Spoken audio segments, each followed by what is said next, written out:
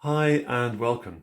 In this video we're going to take a look at the Fugue in G by Bach. It's BWV 902, and we're going to look at it not so much from a how to play it perspective, but more from a what's going on perspective. We're going to analyse it and see what's going on, which is especially interesting, I think, in a fugue. And a fugue is a constrained way of organising a piece. But that constraint encourages enormous creativity. And of course, the master of this is Bach. But there are lots of other composers that were doing it really well too. Let's not forget. So let's dig into this fugue. It starts with what we would call the subject. An idea. This particular one is made up of chords, broken chords, in a sequence that move gradually down the piano. Let's just listen to the subject. And it first of all comes in the soprano part.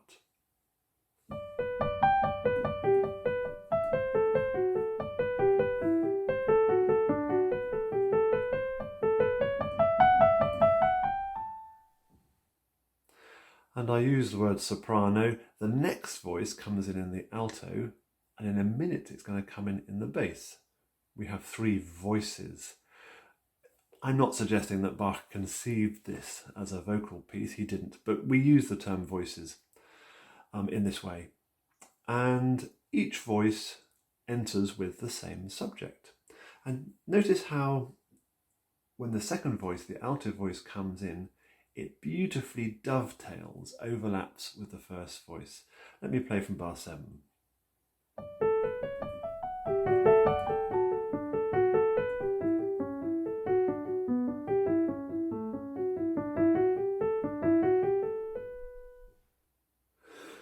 There's the second voice, and then we have a third one about to come in. Now, before we go there, was that second voice exactly the same as the first? I'm going to leave that question floating for a moment. Now I'm going to play from bar 13, and we're going to listen to the way that dovetails with the bass voice.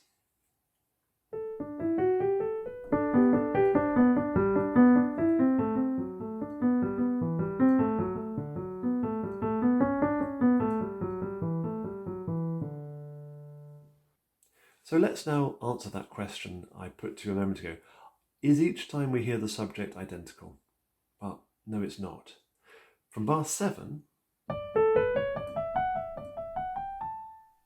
that's how the subject ends.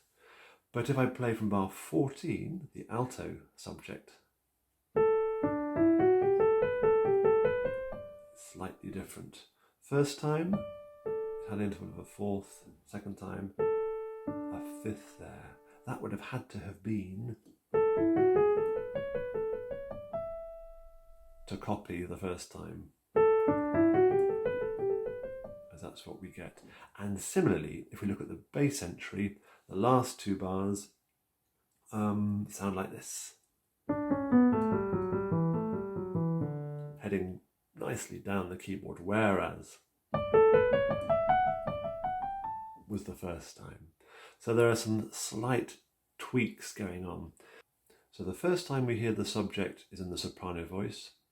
Then we get the second time we hear the subject, we call that an answer. And because it's been slightly tweaked, we call that a tonal answer. Sometimes the answer could be a real answer, in which case it is identical. So let's now think about what goes on beyond the use of this subject that we've talked about. Well, we have our counter subject, and our counter subject is this.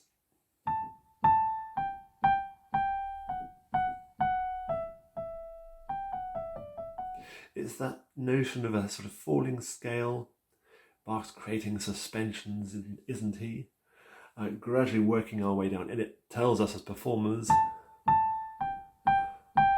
we want to hear that lean, and one way of creating that lean feeling would be to link those two up if you wanted to. So let me play through the first 19, 20, 22, 20, 23 bars. That is the 3 times we hear these subjects come in, and that chunk we call the exposition. And We'll follow on what's going on, I'll talk through as well. Soprano subject. Overlapping. Counter subject on the top.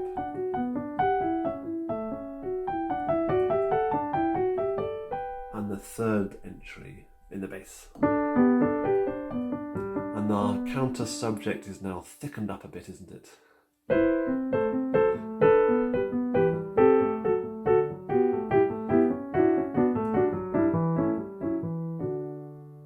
And there is the end of our exposition. Then what happens? Well, we have what's called an episode. What does Bach use? Well, hold on. That sounds like the subject all over again. And it is. He's just used a little snippet of it to move us into different keys. So what's he doing? Let's have a think. On a D chord, isn't it? Then it moves to a different hand on a G chord. On an E chord. An A minor.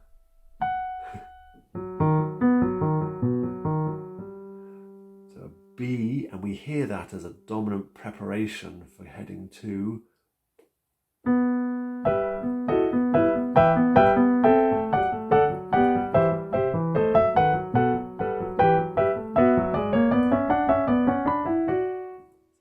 so there was a complete restatement of the original exposition. We're in E minor, same counter subject on the top, but again thickened out into 3 voices now. He's gradually building up the tension. Not tension, but the excitement, I'd say. And then from bar 40, we get another episode. Bach being creative. Yes, he's using ideas we already know, this broken chord sequential thing.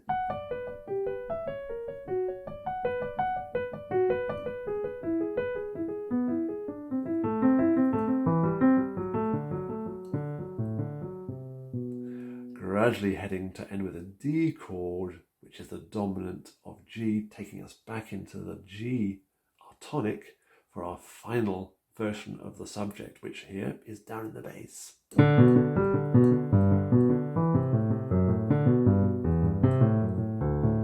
Careful of that A.